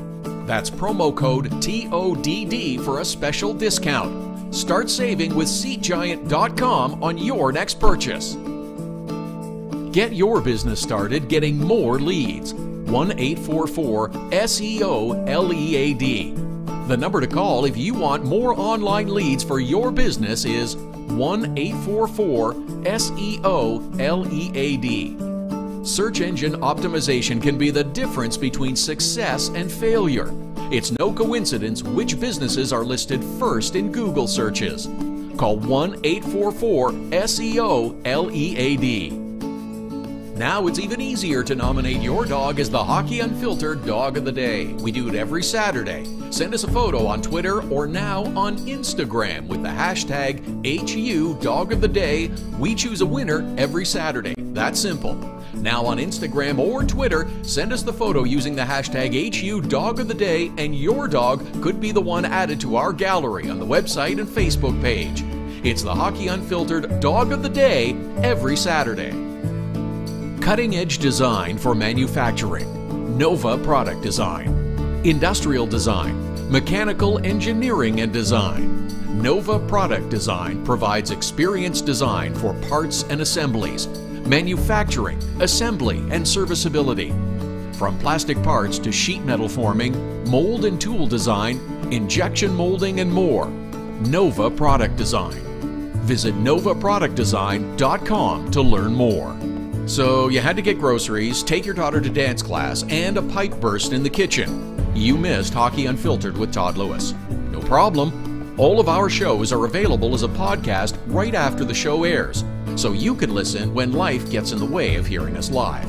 Subscribe through iTunes and get alerts as soon as the podcast is available, or go to our website, hockeyunfiltered.com, and listen. Plus, check out the other cool stuff. The Hockey Unfiltered with Todd Lewis podcast. Subscribe now through iTunes.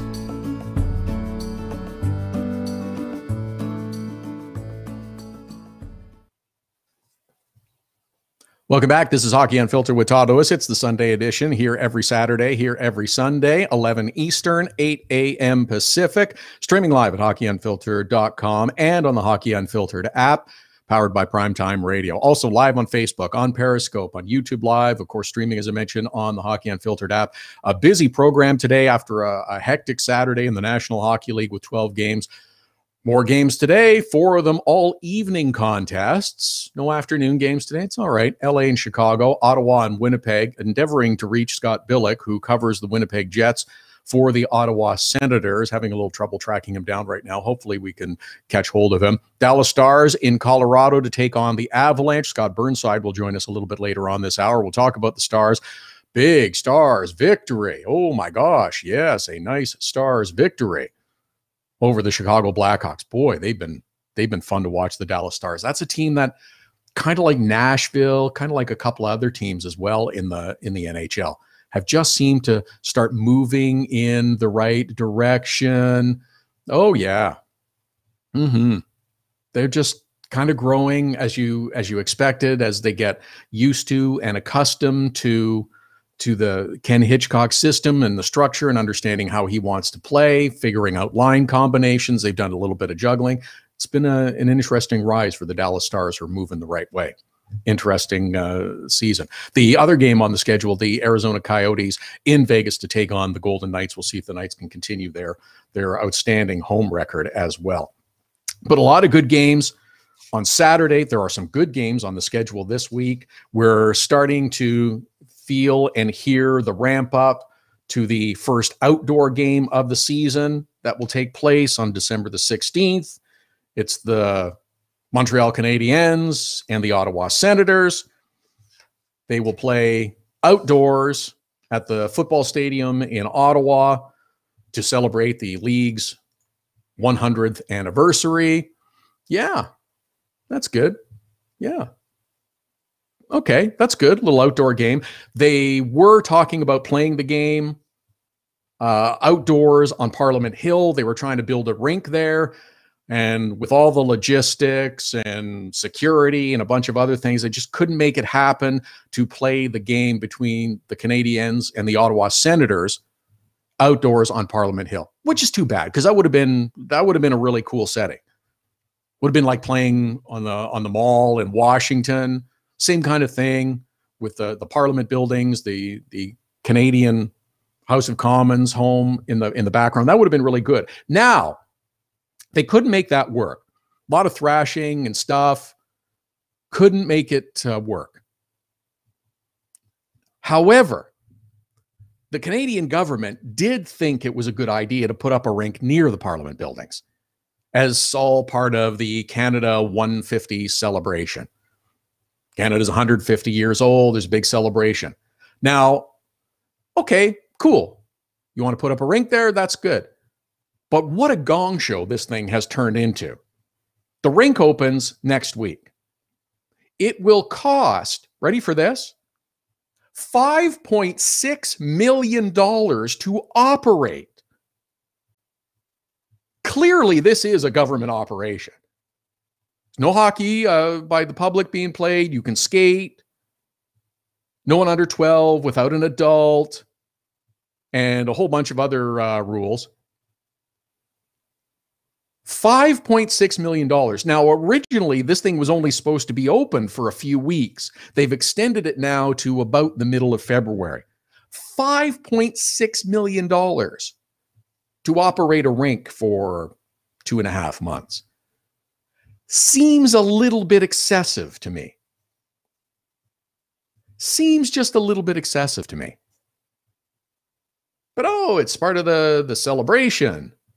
I like the outdoor games. They're a great festival. If you've never been or haven't gone, it's a cool thing to do. Be prepared for it. Be prepared for it, though. It's a little bit chilly sitting outside, even in the best of weather. At Hockey Unfiltered, at Todd Lewis Sports, Twitter and Instagram handles. We have connected with Scott Billeck, who covers the Winnipeg Jets for NHL.com. You can follow him on Twitter at Scott Billeck. Scott, thanks for the time. I'm sorry we had a little trouble locking you in and getting you connected, but glad to have you with us. The Winnipeg Jets are one of the hottest teams in the NHL, and it just seems like the goaltending's working, their defense is good, and not to mention they're scoring a whole bunch of goals, so all positive. Yeah, I mean, you look at the team, and it's an interesting thing around Winnipeg because I'm not sure fans know what to do with a team that's sitting, tied for first in the Western Conference, 2 points out of first place in the whole of the NHL, and yeah, everything just seems to be clicking so far. Your goaltending has been great, like you said. Scoring has just been, what you'd expect from a team with as much top end talent as they have, and yeah, the defense is coming through, and it's not. There's been games where, Connor Hellebuyck hasn't had, the starts that maybe, he's now become accustomed to this season. But Hellebuyck, after he gives up a bad game, he seems to bounce back right away. I want to think he's 5-0-0 now after coming off a loss, which is, and I don't think he's had back-to-back losses this year yet at all. So he's just been playing, the goaltending having Connor playing kind of out of his mind like he has gone just a long way to see this team where they are now, at the beginning of December. That's funny you mentioned the fan response too, that for several years there have been high expectations, and I think expectations for much of the time have been too high for what the Winnipeg Jets had and what they would be able to accomplish. But now that they're starting to see that success, they find themselves up on top of the Central Division, winning games in different manners, lots of high-flying offense. It's funny that I guess the feeling for fans is this a mirage? Is it all going to come crumbling down upon us? And I guess they're a little concerned about whether or not they can maintain it for the balance of the season, because there's still a long way to go.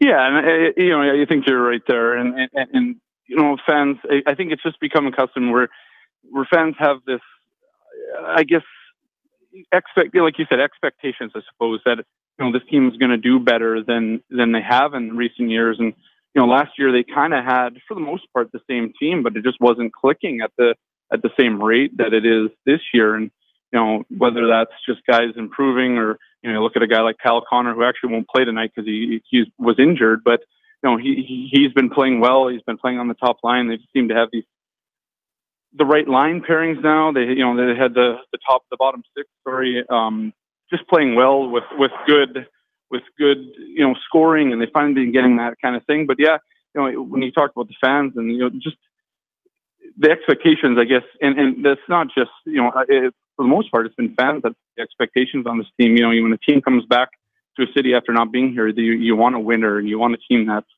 and then they've kind of had these seasons where they've played really well at times, and you get your hopes up, and then it all comes crashing down. But this year is different because that consistency has kind of been there since after the second game of the season, where the Jets kind of got blown out twice in a row, and then since then they've been great, and it's just how it's been, and it's almost like there's this kind of winning mentality now, even amongst fans, but there's still a little bit of that confusion, and it'll be interesting to see how they do. The schedule isn't the easiest coming up, and they're going to have to learn how to deal with that. But I think the Jets they've become that team that nobody kind of really expects them to become at this point. Scott Billeck is with us. He covers the Winnipeg Jets for NHL.com. At Scott Billeck is how you follow him on Twitter. Jets and Sens a little bit later on tonight. A couple of the things that I've focused on with the Winnipeg Jets is the goaltending, which we've talked about. And Connor Hellebuck has been terrific. Steve Mason's injured right now. But the other one that seemed to burn them time and time again last season was taking bad penalties. They have taken far fewer this year. Yeah, far fewer this year, and the penalty kill is better. And that's been a big thing for them. I think the addition of Dmitry Kulikov and Tyler Myers, they didn't really have Tyler Myers at all last year. Now he's playing some PK minutes, and Dmitry Kulikov as well. And it's just been a better PK, and the Jets, I mean, there's at times this year where it hasn't been good at all. And, you wonder, is this the same penalty killing unit that the Jets have kind of experienced in years past? But yeah, like, discipline's down. There was a game last week where against the Wild, where the Wild had one of the best power play in the league at the time when they came here to Winnipeg, and the Jets took one penalty in that game, and it was late in the third period. And so it's just like it's not even less penalties, but they're starting to learn that when to be disciplined and when and judging the matchups, and like Weeder said after the game, like, they looked at how good the Wild have been on the power play and made a conscious effort to play a more structured, disciplined game, and I think that's paid off in dividends for them this season when it comes to not giving up as many or taking as many penalties and trying to just be better, because they know it's a weakness of the team, and they brought Paul Dvorsky in because in the summertime, because the Jets have been bad on, and they wanted to figure out these new stick infraction rules, the face-off rules, and stuff like that, so they could take less. The Jets have taken steps to try and eliminate, or at least lessen the problems that they've had with as many penalties as they used to take. I love that move, bringing in Paul Dvorsky to help. I think that's really smart. That's really creative to do that by the Winnipeg Jets, and I could see other teams doing it in the future. We mentioned that their offensive output has been great, and I'm not trying to taunt Jets fans any further, but Patrick Laine has struggled at times this year. So in thinking optimistically, if he can kind of get himself right back on track to last year's sensational rookie campaign, dare I say, things could get even better for the Winnipeg Jets?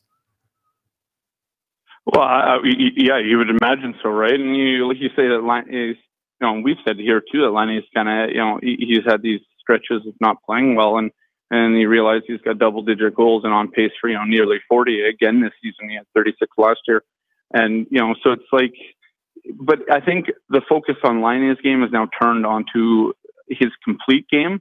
You want him to be on the power play. You want him, to just get those open spaces and get those shots off. But now you want to see him, he's 6'5", well over 200 pounds. Like, you want to see him start playing that more physical game. And he wants it himself. I mean, he said after, or before last game on Friday, that he wanted, his confidence again wasn't where he wanted to be. And he said this early in the season, then he went on this 8-game point streak. And, after he said it on Friday morning, he came out, got a goal, 2 assists. He kind of beats himself up, and it seems to almost motivate him. It's weird. It's a weird thing. I wish I could do that. I wish I could lack confidence like Patrick Laine lacks confidence. It's a weird, it's just a weird thing from him. But I think, if he can get going in some of the ways that, in different areas of the game instead of just the scoring and keep that scoring up, it's hard to see where you would find fault with the first or the second line, and having two lines that would be as dominant as the top line has been and what the second line could be is, it's a kind of a scary thought to think of how much this team could score. They scored 7 goals on Friday night there. Everything seemed to just be clicking. And, it's kind of scary. Like, maybe, how, even with Connor Hellebuyck playing so well, if they're just outscoring all their problems, it's an interesting thought around here, just to see as many goals as they could produce, and they have been producing. Yes, Winnipeg Jets fans tentatively excited at the prospects. Scott Billeck for NHL.com covering the Winnipeg Jets. At Scott Billeck is how you follow him on Twitter. Great stuff today, Scott. Really appreciate it. Glad we connected after the little hiccup, but look forward to talking to you again soon. For sure. Appreciate it. Thank you. Thank you. Scott Billeck covering the Winnipeg Jets. And Mark Scheifele didn't even have time to get in it, but he is such a good player. And as the Jets get more notoriety, Mark Scheifele is going to get more notoriety too. He's pretty terrific. Patrick Laine, having a real off year. 12 goals, 8 assists, 20 points. Not bad. I can deal with that. At Hockey Unfiltered, at Todd Lewis Sports, Twitter and Instagram handles. We'll talk a little Dallas Stars with Scott Burnside right after the break. There's special savings for Hockey Unfiltered listeners with our new ticket partner, Seat Giant. And Canadian fans can also purchase in Canadian dollars. Go to SeatGiant.ca, find the tickets you're looking for. Doesn't matter if it's NHL games, concerts, or any other event. You get a special discount with the promo code TODD. That's Todd with 2 Ds. Just enter the code, get the discount, you save. That's simple. Save on your next ticket purchase with Hockey Unfiltered and Seat Giant. The best way to get set for the busy Saturday night of hockey is with Hockey Primetime. Beginning at 5 p.m. Eastern, host Connor McKenna whips you around the league for the latest stories and info leading up to the early game starts. Plus, he'll give his own spin on the biggest stories in the National Hockey League. Hockey Primetime with Connor McKenna. Sometimes serious, sometimes a little goofy, but always interesting. Listen live at hockeyprimetime.com, 5 p.m. Eastern every Saturday. Search engine optimization is the key to success for your online business. It can be the key to success for any business. 1-844-SEO-LEAD is the number to call to get your business at the top of all searches. An official partner of Google, they have the tools necessary to make your business the one people notice first. 1-844-SEO-LEAD. Now you can nominate your dog or any dog you love as the Hockey Unfiltered Dog of the Day through Instagram. Every Saturday, Hockey Unfiltered with Todd Lewis will take your nominations for the Dog of the Day. Use the hashtag #HUDogoftheday. Send us a photo with the dog on Twitter or Instagram to nominate your dog. We choose a winner at the end of the show, and your dog will be recognized in the HU Dog of the Day gallery on our website and Facebook page. Hashtag #HUDogoftheday. Creativity and innovation are the hallmarks of Nova Product Design. Whether it's mechanical or industrial, cutting-edge technology and a commitment to excellence make Nova Product Design the company to choose. Prototypes and beta units are a Novo product design specialty. Striving for revolutionary new ideas and methods keep Nova product design at the forefront of innovation. Visit novaproductdesign.com and learn more.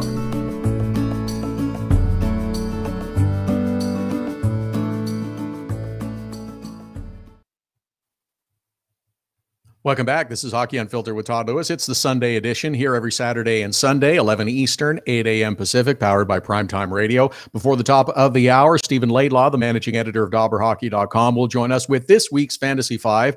Hashtag Fantasy 5, help for you and your fantasy hockey pool. Get you set for the week ahead. Happy to welcome back to the program. He's visited us a few times in the past, now working for the Dallas Stars. You can follow him on Twitter at OvertimeScottB. Scott Burnside joins us on the line. Scott, every time I watch the Dallas Stars play, like I did for a while last night against the Chicago Blackhawks, their games seem to go at a consistently frenetic pace. I don't know if that's what Ken Hitchcock is looking for, but they always seem to play at a really high tempo, almost no matter who the opposition is. Yeah, I think you're right on there, Todd, and certainly these last 3 games. They've won 4 in a row and 6 of 7, but it was an interesting week for a Dallas Stars team that early on has dug themselves a pretty considerable hole, both playing on the road and playing against Central Division opponents. And this has been a pretty good week for them. You know, they go into Las Vegas and shut out the Golden Knights at a time when the Golden Knights were, I believe, 9-1 at home, and then to sweep the Chicago Blackhawks in a home-and-home set Thursday and Saturday. Both games very high intensity, as you point out. I know it's a bit of a cliche to describe a regular season game as having a playoff-like feel to it, but I don't think there's any doubt that these last 2 games against Chicago had that feel. And both Chicago and Dallas suffer from the same problem. They haven't played very well early on against division opponents in the very tough Central Division. And there are both teams, I think, are probably not where we expected they would be in the standings. Now, Dallas has crept into the top wild card spot as we speak this morning. Chicago a little bit below, but certainly expectations high for both these teams. And I think that's what you saw in last night's 3-2 shootout win for the Dallas Stars. A lot of intensity. You give Chicago credit. In both games, they trailed right from the get-go, but never got down more than 1 goal and continued to battle back. And both games, one ending in overtime and one in a shootout, definitely had that playoff feel to it. And the speed was pretty much off the chart. So pretty fun to watch. Yeah, it has. And to your point of the intensity and playoff atmosphere, if you will, when Ben Bishop made that final stop to secure the victory for the Dallas Stars, just him turning around to face his net and the fans behind the net, I thought that was great. I'd never seen that before. I don't know if he mentioned it afterwards, but yeah, just the fist pump, the enthusiasm. I thought that was great. Had all the fans into it in the building too. Yeah, well, and this is a team. I know Ben Bishop, like a lot of, I think reflects the Dallas Stars in some ways. You know, it hasn't been all roses for Ben Bishop since he was acquired from Los Angeles and then signed the extension in the off season. There have been some ups and downs for him, and statistically, he's probably not where he would like to be. Now, he's been very good, over the last 3 or 4 weeks. I think he's won 5 in a row at home. He was excellent early against Las Vegas in a game where he ended up getting the shutout. And I think there is a certain, you never want to say turning a corner. It's a little bit early for that, maybe, but it's certainly not as early as you might like to think. The season, we're well past the quarter mark. So I think the Dallas Stars feel that they are trending the right way. And I think what you saw, that emotion after Ben Bishop made the final shootout stop to secure the victory. This is a team that I think they believe that they're capable of certainly better things than they've shown at times. And I think they believe that they're capable of better things, not just making the playoffs, but being a team that could do some damage in the playoffs. And we're a long way away from that. But, I think that's how they feel they're trending. Now, we're in Denver now. And so 24 hours later, another division opponent, back-to-backs.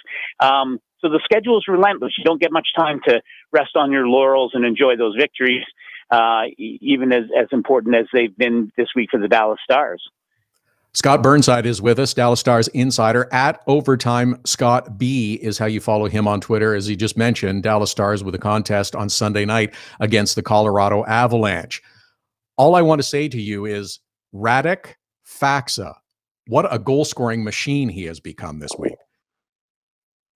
It's interesting. Radek Faksa is an interesting guy. He signed a contract extension in the offseason and has shown, a really impressive two-way game in his young NHL career. And I think, the idea was that, are they grooming him to be that shutdown center within the organization? And then you had to wonder what the plan was when they went out and signed Martin Hanzal. And it's funny because Radek Faksa adores Martin Hanzal, has looked up to him, both being natives of the Czech Republic. And so there's a huge respect for what Martin Hanzal has done over his career. And I think there was some question about, well, where does that mean Radek Faksa fits in the lineup? And with Martin Hanzal out, and he's really struggled this season to stay healthy. He's out week to week now with a hamstring injury. And I think what you're seeing is Radek Faksa seizing the kinds of opportunities that he might not have had or might not have had as often if Martin Hanzal had been healthy. And so, in playing normally, Antoine Roussel missed last night and he'll miss tonight with the flu, but playing with Tyler Pitlick, Antoine Roussel, that line has been challenged by Ken Hitchcock to do more. They played more against top teams, opposing lines in recent days. There has been sort of a throwing down of the gauntlet, saying, okay, you have shown glimpses. And of course, Radek Faksa has more than answered the bell, scored the natural hat trick against Las Vegas 3 times in the second period on Tuesday, including twice, remarkably, in the last minute to really put that game on ice. Scored on a penalty shot, his first ever penalty shot. And it's not even just the goal. It was a shorthanded effort. He broke through the defense, forced the Blackhawks to interfere or hook him, and he was awarded the penalty shot, which he scored on, and then scored a nice goal off a Remy Ellie pass against Chicago on Saturday night. So he is really, and this is I think it's the same for every NHL team. I mean, you don't win consistently unless you have consistent depth scoring. And, we've seen a period of time where Alexander Radulov and Jamie Benn and Tyler Seguin, who are playing together again after being separated for most of the month of November and aren't really in sync 5-on-5. Well, the Stars have had success because guys like Radek Faksa have answered the bell and have really picked up the slack or filled the void. And that's the mark of a good team, I think. You mentioned Alexander Radulov, who scored again last night against the Chicago Blackhawks. I think everyone knew that when he got to Dallas, he would bring skill, he would bring his playmaking ability, score some goals. But I'm not sure everyone was aware of the intensity that he brings to the game as well. That's been on display a few times. It was last night when he scores a goal, but he brings an intensity that lifts everyone up. Yeah, I think for my money was the best player on the ice, regardless of either team last night. And, Ken Hitchcock says over and over that yes, you're absolutely right. He has high skill. He's been one of the best players in the world, right? When you go back to his time in the KHL and you look at his success there, he's been a leader with the Russian Olympic team. And he has brought that enthusiasm to the Dallas Stars locker room. You watch them practice. He's invariably the last guy off the ice. He's invariably the first guy on the ice, even for optional practices. You watch how much fun he has. Tyler Seguin and Jamie Benn engaged in all kinds of nonsensical games on the ice in practice, trying to bat pucks out of the air and things like that. And his diligence in tracking down pucks and not just getting to pucks in the offensive zone, but getting to them, coming away with the puck, and then making a play has been, Ken Hitchcock believes it's infectious for the rest of the lineup. And I think the results suggest that that's absolutely so. But he's been an absolute treat, and on lots of nights through the first quarter of the season and beyond has been the best defensive player on the ice for the Dallas Stars. A lot of people are also pointing to John Klingberg and the really good season that he is having so far. He is. I also think that the rest of the Dallas Stars defense has elevated their game this season, which was essential for them to be successful.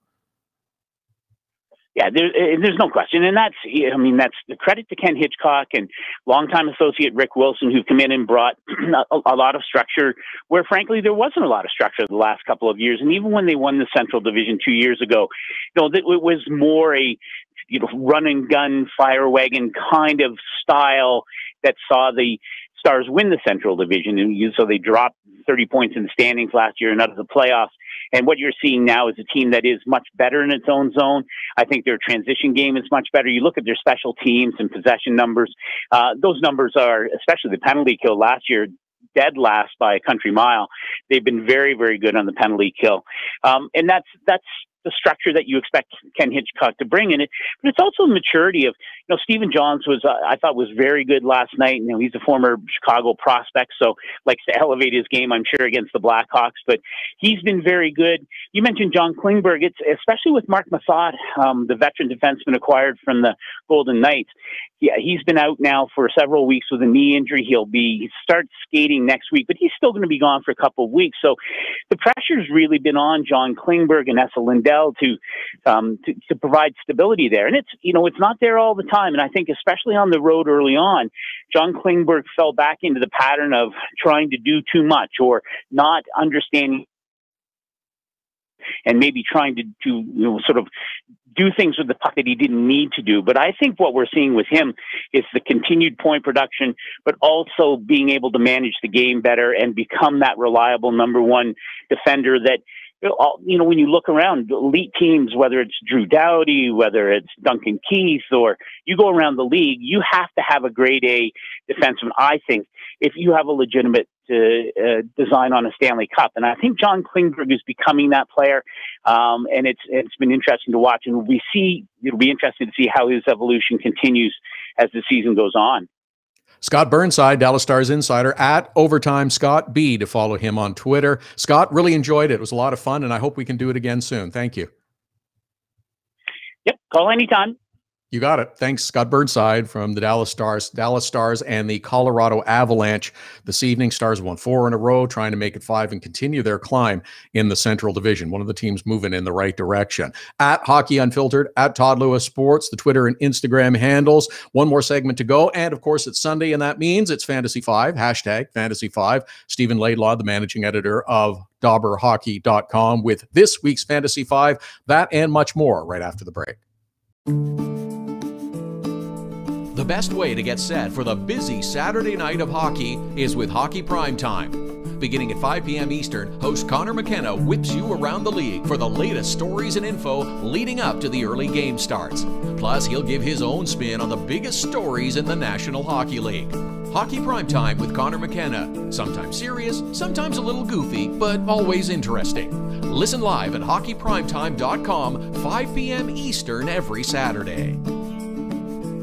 Creativity and innovation are the hallmarks of Nova Product Design. Whether it's mechanical or industrial, cutting-edge technology and a commitment to excellence make Nova Product Design the company to choose. Prototypes and beta units are a Nova Product Design specialty. Striving for revolutionary new ideas and methods keep Nova Product Design at the forefront of innovation. Visit novaproductdesign.com and learn more. Hockey Unfiltered with Todd Lewis sends you to the biggest events at the best prices. This year, we've partnered with Seat Giant to give you special deals on tickets to NHL games, concerts, or other events. Simply go to SeatGiant.com, find the tickets you want. When you check out, use the promo code TODD for a special discount. That's promo code TODD for a special discount. Start saving with SeatGiant.com on your next purchase. Being on the World Wide Web is great. Being found is the tricky part.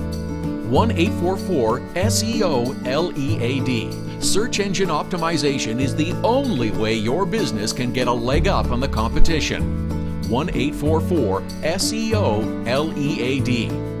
For the necessary tools to make your business stand out in a crowded marketplace, 1-844-SEO-LEAD. Now it's even easier to nominate your dog as the Hockey Unfiltered Dog of the Day. We do it every Saturday. Send us a photo on Twitter or now on Instagram with the hashtag HU Dog of the Day. We choose a winner every Saturday. That's simple. Now on Instagram or Twitter, send us the photo using the hashtag HU Dog of the Day, and your dog could be the one added to our gallery on the website and Facebook page. It's the Hockey Unfiltered Dog of the Day every Saturday.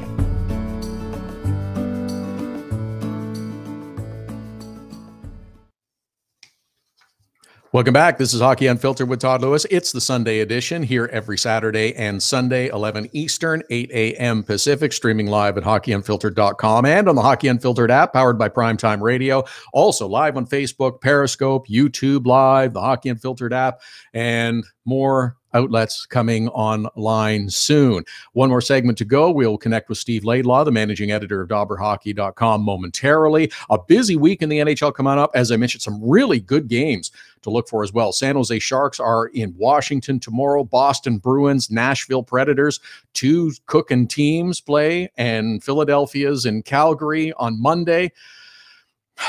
Can Philly snap this losing skid? It's got to happen on the Western swing. Don't you think? They're going out through Western Canada now. It's got to happen there. They just, it's so frustrating. Jersey and Columbus on Tuesday, Rangers and Pittsburgh coming up on Tuesday. There's a lot of good games coming up. There's a lot of good games coming up this week. St. Louis and Montreal. Montreal trying to go for 6 straight. Will it be? Will it be? Can Carey Price? Well, he's got to be a player of the week, don't you think?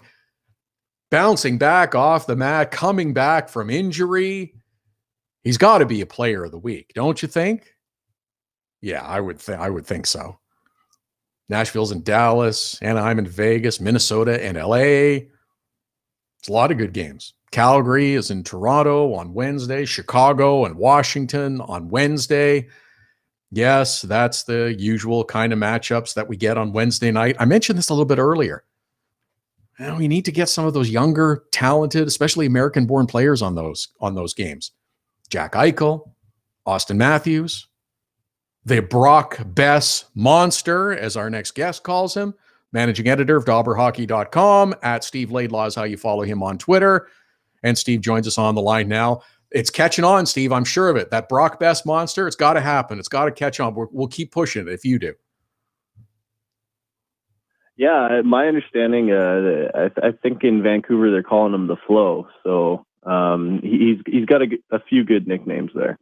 Yeah, he's got the good quaff going. But Brock Bess Monster, I just think that's got to be the one. All right, let's get into this week's Fantasy 5. There are some interesting names on it. This week's Fantasy 5 from Stephen Laidlaw begins with Tristan Jarry, goaltender for the Pittsburgh Penguins. Yeah, I'd say that's a pretty good pickup if you can get him.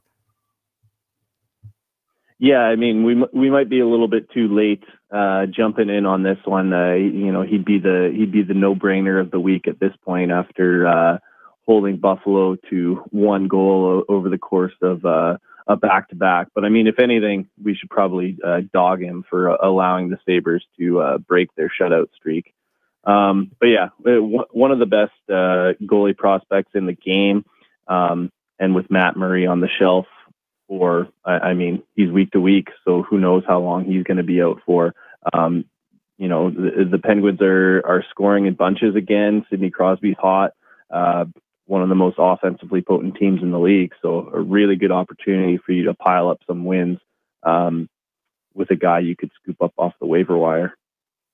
Name number 2 on this week's Fantasy 5 from Stephen Laidlaw, hashtag Fantasy 5. Matthew Dumba of the Minnesota Wild had a nice game-winning goal. That's just one of the things he brings. Nice. Mm-hmm. So, with Jared Spurgeon out, he's got an opportunity on their top pairing. He's been up over 26 minutes in each of the last 2 games. He's got 3 points in his last 4 games. So if you were looking for Dumba to make contributions over the next couple of weeks while Spurgeon's out, now's the time. Name number 3 on Stephen Laidlaw's Fantasy 5, hashtag Fantasy 5, Radek Faksa, Dallas Stars. Was just talking about him, and the Dallas Stars had another goal last night in their victory over the Chicago Blackhawks, piling up the points with the Stars. Absolutely. 5 goals in his last 3 games. He's definitely someone you would have to have to consider with his current hot streak. He doesn't get a ton of minutes, especially not power play minutes. They're not using him there at all, really. So there is some concern there, but he's supremely talented, and they're finally starting to give him more than 12 minutes a game, and he's rewarding them with some goals. So the Stars desperately needed some depth scoring, and he's providing it. So if he can continue to do that, I think they'll reward him with more minutes. And that'll be wonderful for his fantasy value. Stephen Laidlaw is the managing editor of DobberHockey.com, contributes to Sportsnet and other outlets as well. He's here with this week's Fantasy 5, hashtag Fantasy 5. You should be following him on Twitter, at Steve Laidlaw.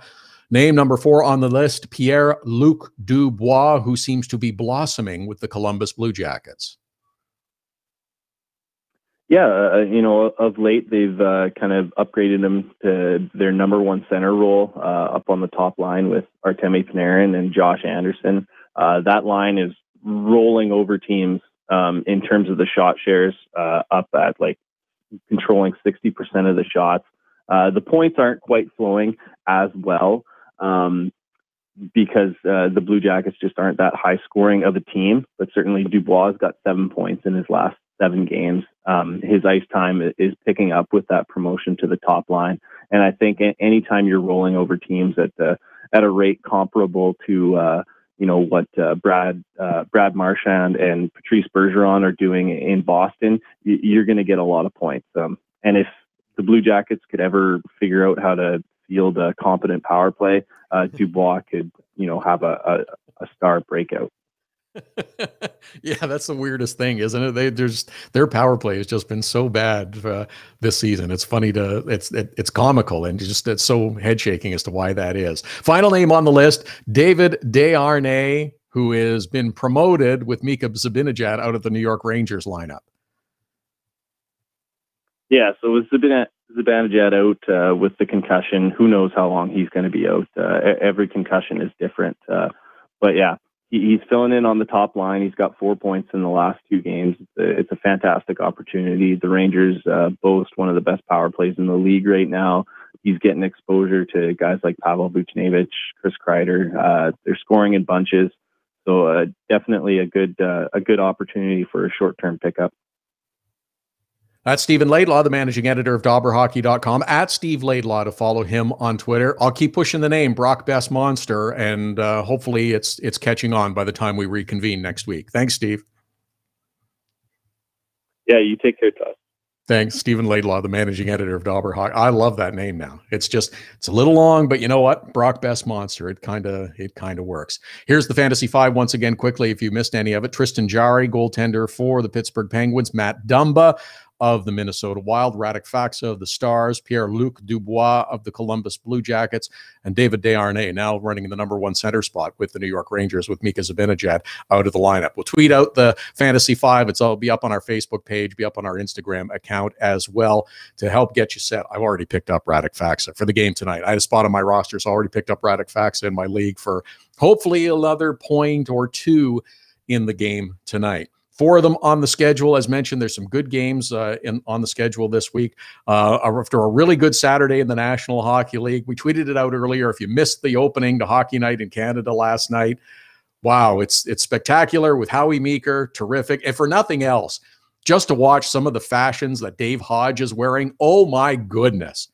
And we have the link to the story as well of more bad fashion of the 100 worst jerseys ever in the National Hockey League history. And yes, we have received tweets back. Those are hideous. Thank you for the feedback. At Hockey Unfiltered, at Todd Lewis Sports, the Twitter and Instagram accounts to follow. Check out our Facebook page as well.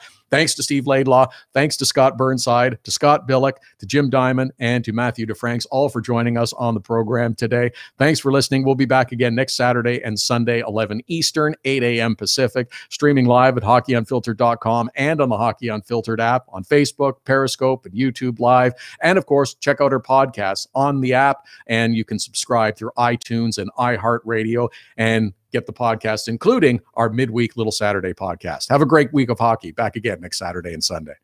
Hockey Unfiltered with Todd Lewis sends you to the biggest events at the best prices.